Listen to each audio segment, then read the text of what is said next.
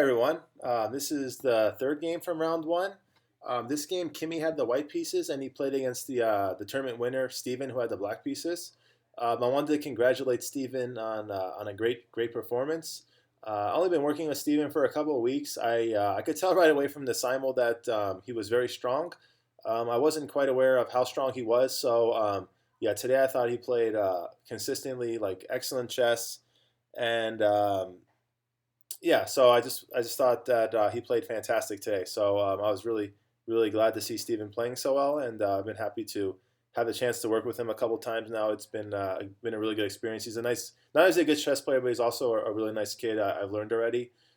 So yeah, so and of course Kimmy's awesome. A lot of enthusiasm for chess, and he's quite a bit younger than Steven. There's a few grade level difference. So Steven of course was should be the favorite. But I thought Kimi really handled this game very well. So yeah, without further ado, let's jump into it. Yeah, so e4, e5. Yeah, we have a lot of e4 openings, which is to be expected. Basically, open games are much more common when kids are first learning chess. It's a lot easier to play an open position when you're first learning than a closed position where you're kind of maneuvering your pieces. So yeah, so this is not so unexpected. All right, so here we have bishop e2. Okay, bishop e2 is not so common. Here we have like a more aggressive developing move of knight f3. So remember the principles, right? We want to get our piece developed and control central squares. I'll probably be saying this in every video, but I want every video to kind of stand on its own. So if you just watch your own video, you don't need to watch the other videos to understand the concepts. So bishop e2 is not the worst move in the world. Like it does develop a piece. It does allow for early castling once the knight moves. If you do want to move the bishop on this early in the game, generally bishop c4, this is called the bishop's opening, is very interesting. And then here there's actually like quite a few gambit lines. Like after knight f6, there's this line called the Verezov attack. And remember, the idea of a gambit is to, you're giving away material to get a lead in development. So if if black takes here, I believe the best move is not queen takes d4, allowing knight c6. But I'm pretty sure the best move is e5 here. And then you can kind of see the reason we're giving away this pawn is because we're trying to attack the knight. And what we want to do is we want to get a faster development, meaning we want to get our pieces off the back row. Queen, rooks. We want to get our pieces off the back row before our opponent does. So yeah, so this is quite logical. This isn't like a particularly common opening, but it is a playable possibility. If you want to play more conservatively, you can always play something like knight c3 here, just defending your pawn. And here we just have a game. So it could transpose into like a lot of things here. The Italian could still happen. But we could be more aggressive and play like d3 and f4 and play for like a king's gambit again. Or we could even just play f4 on the next move, depending on what black does. Let's stick to the game, though. So here we have bishop e2, bishop c5. So yeah, so Steven chose a pretty active post for the bishop. So notice that the f7 and the f2 pawns are the weakest pawns for each side in the chessboard. The reason for that is because only the king defends them. So that's why you have like ideas like the four-move checkmate, because if you can get two attackers on this pawn and there's only one defender, you could give a checkmate and four moves. All right, so here we have knight f3, attacking the pawn, knight c6, castle. And then I think this is excellent. I mean, this to me shows that Kimi's really been paying attention to what we've been working on. He's getting his pieces off the back rank. He's getting his king castled nice and early. And he's also having some influence on the center. So here we had d6. Okay, d6 is good. So notice how Steven did a good job. He got his dark square bishop outside the pawn chain. So this is a very active way to develop. If your bishop is, say, on e7, which would mean it's inside the pawn chain, then it doesn't have as many active squares at the beginning of the game. Eventually, the bishop could easily get onto a nice square. But by developing this way in this aggressive manner, the dark square bishop will have like a very good influence on this diagonal for the foreseeable future. And also, it is kind of punishing Kimi for playing this passive bishop e2 to start the game. So this move wasn't particularly active, which allowed Steven to get his pieces active a little bit easier than he normally would be able to.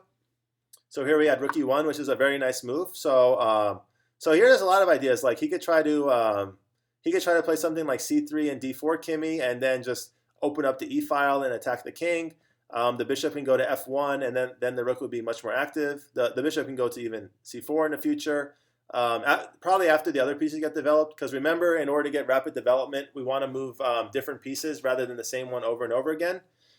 So yeah, so this was good. So here we had knight f6, knight c3, perfectly valid developing, a6. So here I see we see Nathan and Stephen going to this a6 idea. So I can't say that I don't really understand the concept behind this a6 move here.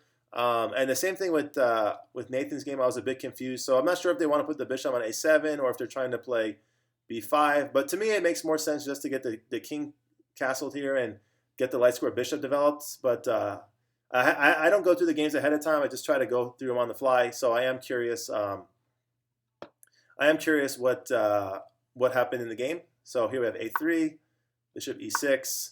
Yeah, and then Kimi started to go astray. So I did briefly look at this part. So he played king h1, and here Steven should just take the f2 pawn and attack the rook and be up a healthy pawn. So yeah, so my advice to Kimi in this position is we still have some work to do on developing our dark square bishop. So I think we should just go for something like d3 and try to get bishop g4 in, depending on or bishop g5, excuse me, depending on what Kimi plays. And then notice that the d3 pawn also guards the e4 square, so we can potentially get this knight to a more active square in the future. What else should I say about this position? Yeah, just king h1 is that's not a move that you're going to see in this position, just because, well, one, your development's not completed, and two, the f2 pawn is just hanging. All right, so here we have bishop d4 by Steven. I don't quite get this move either. I think he's hoping that that Kimi takes. So let's give a sample variation, take, and then he's going to win the e4 pawn. That's what I assume his idea was. But since there's no obligation for Kimi to take the bishop, yeah, I don't fully get this move. I guess he's also threatening bishop takes c3 and knight takes e4. So maybe I'm underestimating the quality of this move. But yeah, I think he should, if he wants to play bishop d4, probably he should just take the f2 pawn, hitting the rook. And then after the rook moves, he could always bring the bishop back to d4 if he likes his plan that much.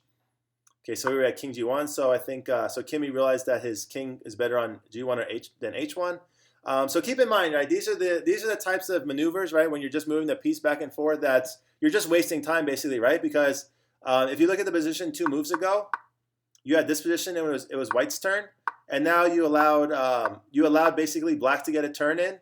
You just brought the king back where it was, and now it's Black's turn again. So you just gave Black 2 free moves to improve their position. And keep in mind, right, you haven't completed your development yet, so this bishop hasn't moved.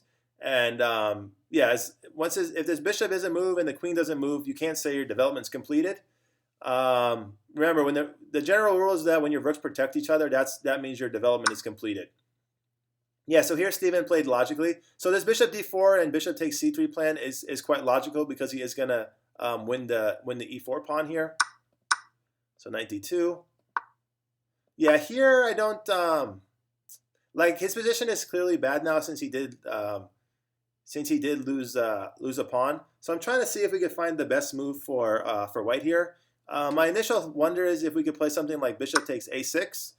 So my idea is that if the pawn takes the bishop, or if the rook takes the bishop, we could take on e4. But I am a bit fearful that after bishop takes a6, Black can always play something like knight takes f2 or knight takes c3, attacking the queen, and then win the bishop afterwards. So I think no matter what White does here, they're just going to be down a pawn. But I think we had a lot better moves than knight d2. So yeah, remember again, we don't want to keep moving the same piece over and over again. So notice that we moved this king twice, and we're going to move the knight again.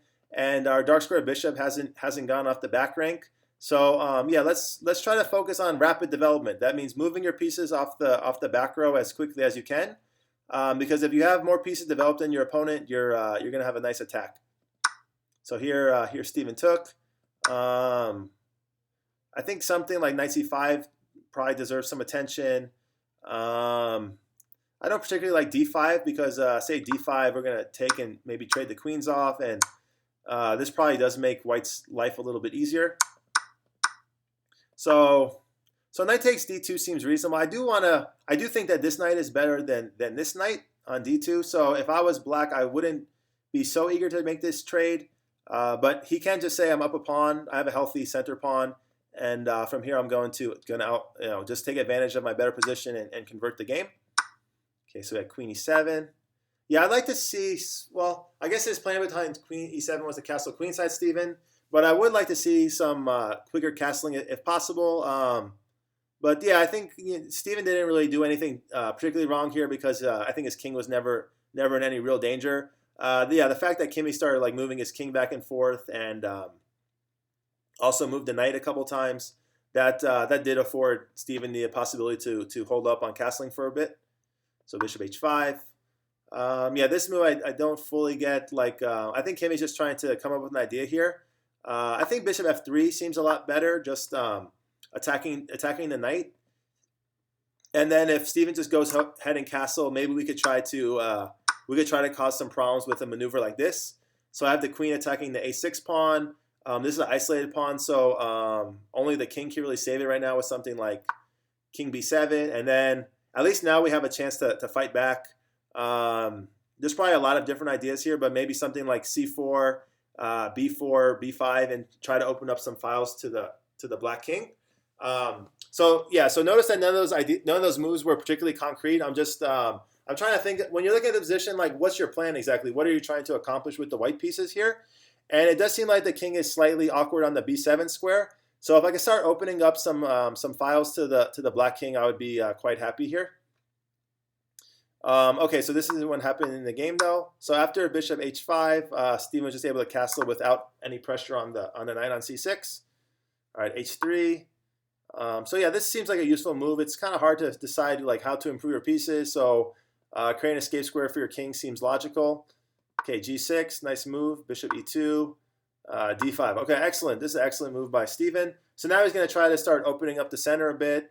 He's gaining some space, and he's just going to try to restrict the movement of the white pieces. White does have the two bishops, so they can try to create some problems since black only has one bishop. So remember that the two bishops control both the dark and the light squares. So that is generally considered an advantage in chess. How big of an advantage, it kind of depends on the position. All right, so bishop f1, d4.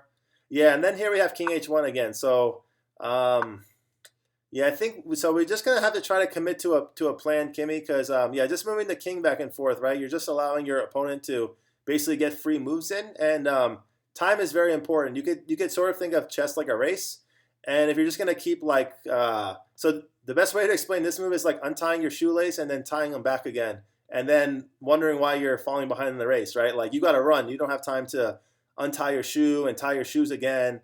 Especially especially if you could think of it maybe like as a short race. Maybe it's like a marathon and you want to sharpen the saw by tying your shoes so you run faster. Maybe that would be an idea that makes sense. But if you're like in the middle of a race and you just like untie your shoe and tie them again, you're gonna fall behind. Yeah, so notice now that you can't take with the bishop. You can't take with your dark square bishop because the bishop is pinned. So it's good that you saw that. So you played b takes c3.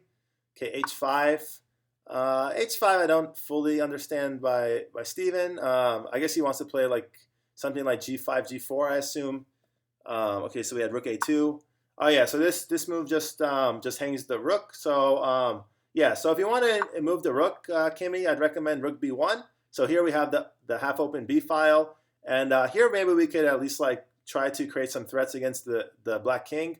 It's going to be very difficult just because we did waste a lot of moves in this game with the king, and I think we're down we're still only down to one pawn. So yeah, so giving up the rook was kind of a mistake. Of course, we can't just give away our pieces. Our pieces are very precious in chess. We actually, it looks like there's a lot of pieces on a chessboard, but we actually don't start with that many attacking pieces. So we have rook a2, take, queen a1. All right, yeah. So once again, since I am doing videos of all the games, like when one side gets into a pretty lost position, I am gonna try to speed up the videos just because it is quite a few games that I'm covering, and I enjoy doing it, so that's why I'm doing it. Don't feel bad about that. But if the game does feel pretty one-sided, I'm not gonna like criticize or praise any of the moves too strongly. just as long as there's no like decisive blunders the other way. All right, so bishop e6, getting the bishop safe. Queen c1, rook hg8. So yeah, I think that Steven is also meandering a bit here. I don't really know what his plan is. I guess he does want to play. So I guess okay. So his idea is to play g5 and g4.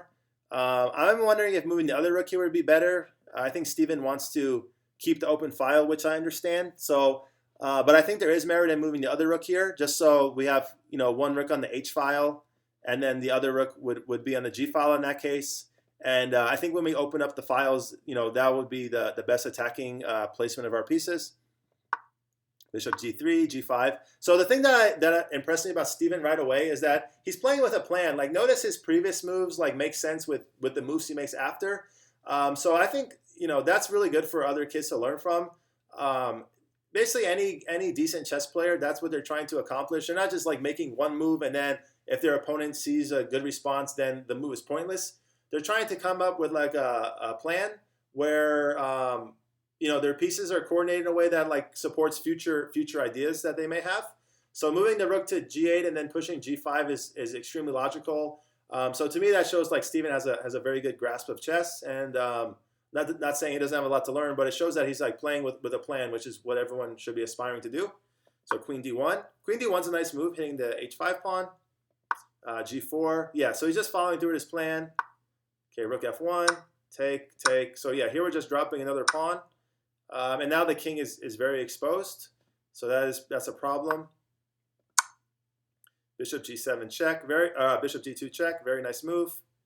And then yeah, so king h2 is going to run into queen h4 check. So king g1, and then now notice we have a discovery because the g file is open. So remember, we always talk about how we want rooks on open files. So this is a good lesson for you, Kimi. So we have the rook on the open file, bishop f3 check, king f1, and then yeah, the discovery is going to pick up the queen. Rook d1, e4, another nice attacking move by Steven. Rook e1. That's a nice move by Kimi, right? I really like that he was able to find the spin. So this was not an easy move to find. So very nice job with this move, Kimi. Queen f6, getting out of the pin. Bishop takes e4. So yeah, probably here you should go. I mean, everything is just losing, but rook takes e4 is probably better because notice that the bishop on d3 is pinned to the bishop on d2. So take, and then we have queen takes f2 mate. So yeah, using these two major pieces on the second rank is usually a pretty strong move. Yeah, so really nice job by Steven here. And excellent job by Kimi also. I mean, of course, he wasn't the victor in this game, but I think he's learning very rapidly, Kimi, and I thought he found some really good ideas. When when he starts like learning, moving these pieces back and forth isn't the most productive thing to do. I think you're going to see even more improvement. Every chess player goes through this when you're learning that sometimes you just can't figure out like a plan and what to do, and you just make these kind of wasting moves. I've had many experiences like that when I was learning, and even now you get into some positions where it's not so clear what to do. But yeah, you always want to try to be finding a productive plan. Like even when you're retreating, you want to find a way to find some space and attack in the future. So yeah, so I think we talked about this game in pretty good depth. Hope you guys enjoyed this one. Kimi and Steven, very, very nice game. And yeah, move on to some other games. All right, great job.